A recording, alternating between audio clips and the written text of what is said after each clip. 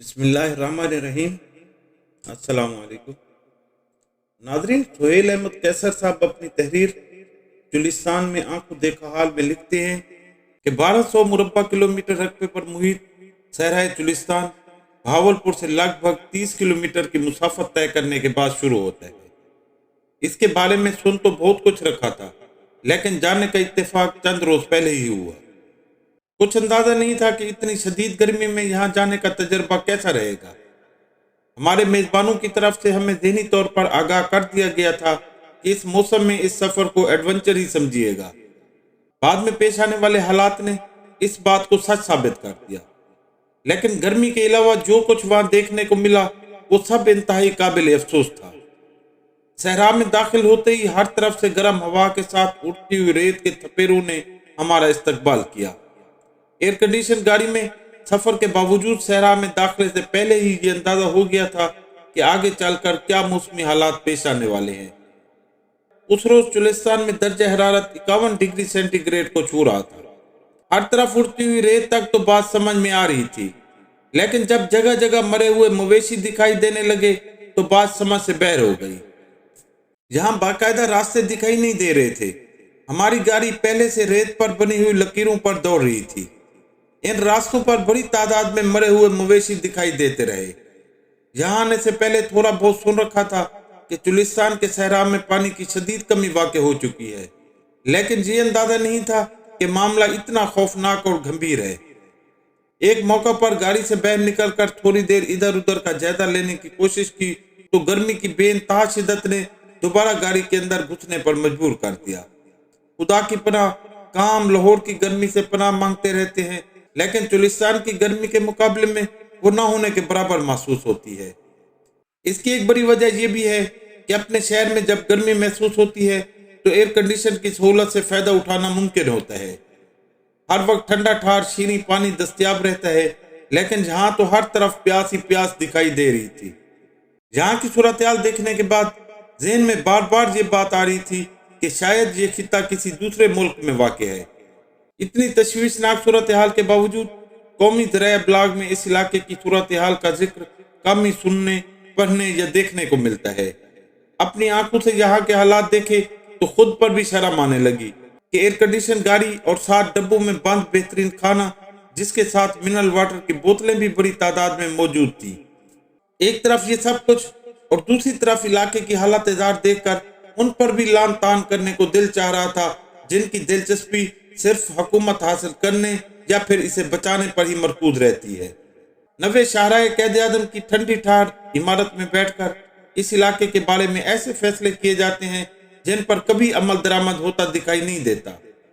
ایسا ہی ایک فیصلہ 15-16 سال پہلے بھی ہوا تھا کہ پانی کی پائپ لائن سے چلستان کے مختلف علاقوں میں پانی پہنچایا جائے گا، لیکن ہمیں بتایا گیا ہے کہ اس مقصد کے لیے ابتدا میں کچھ کام ہوا بھی، لیکن پھر وہی ہوا جو ایسے پسماندہ علاقوں کے ساتھ ہوتا ہے۔ کچھ وقت گزرنے کے بعد وہ منصوبہ کاغذوں میں کہیں دب گیا۔ وجہ وہی تھی کہ منصوبے کے لیے فنڈز میسر نہیں تھے۔ نتیجہ یہ نکلا کہ چلستان میں بسنے والے 2-2.5 لاکھ افراد کے خواب ملیا میٹ ہو گئے۔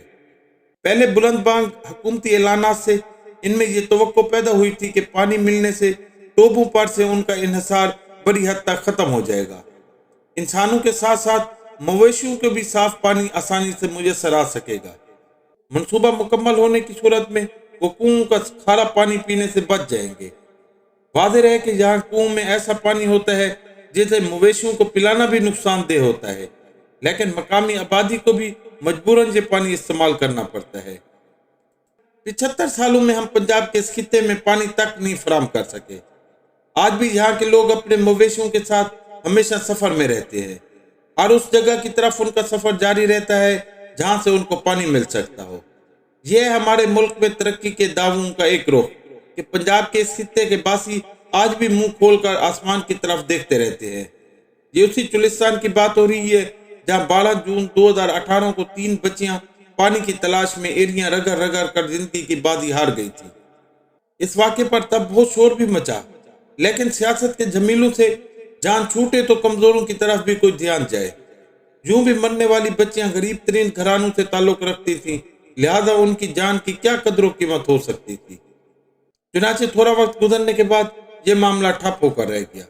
जहां बसने वालों को इन्हिसार आज भी इस बात पर होता है कि वक्त पर बारिशें हो जाएं ताकि उनके टोबे भर जाएं। ये टोबे दरअसल उन तालाबों को कहा जाता है जो हर गांव के इर्द गिर्द बने हुए हैं। जब बारिशें बरसने से ये टोबे भर जाते हैं, यूं समझ लीजिए कि वो दिन जहां के मकीनों के लिए ईद के दिन होते हैं। दौरान सफर एक झोंपड़ी में जाने का इत्तेफाक हुआ जहां ताला लगा एक संदूक दिखाई दिया, जबकि बाकी सब कुछ वैसे को वैसे ही पड़ा था। जब पूछा गया कि आखिर इसमें ऐसी क्या कीमती चीज है कि जिसे ताला लगा कर रखा गया है, तो जवाब सुनकर 14 तबक रोशन हो गए। बताया गया कि इसमें पानी से भरा एक डोर रखा है और ताला इसलिए लगाया गया है कि कहीं बच्चे इसे ज़ाया न कर दे। अब जरा शहरों में बसने वालों के तर्ज अमल का जायजा ले, जो पानी इस्तेमाल करते हुए कई सूरतों में नल को बंद करने की जहमत भी गवारा नहीं करते। दरअसल इन्हें ये अंदाजा ही नहीं कि इसकी कदर और कीमत क्या है। यूं भी हमें पसमानदा इलाकों के मसाइल से क्या लेना देना। हमारे लिए तो सियासत ही सबसे बड़ा मसला बन चुकी है। जब भी और जहां भी देखा जाए वही घिसे पिटे बयानात की गर्दान सुनने को मिलती है, जिन्हें सुन सुनकर कान पक चुके हैं। इन हालात में चुलिस्तान वासियों की आवाज भला कौन सुनेगा। चुलिस्तान के मशरक में भारतीय रियासत राजस्थान है, जिसका सहराई रकबा चुलिस्तान से भी बड़ा है। एक तरफ ये आलम है कि आज के दौर में भी चुलिस्तान वासी बारिशों के इंतजार में आसमान की तरफ देखते रहते हैं, मगर दूसरी तरफ के हालात काफी मुख्तलिफ हैं। भारतीय हुकूमत ने राजस्थान के लिए जल जीवन नाम से एक मंसूबा शुरू कर रखा है, जिसके तहत 2024 तक हर घर में नल की सहूलत फराहम की जाएगी।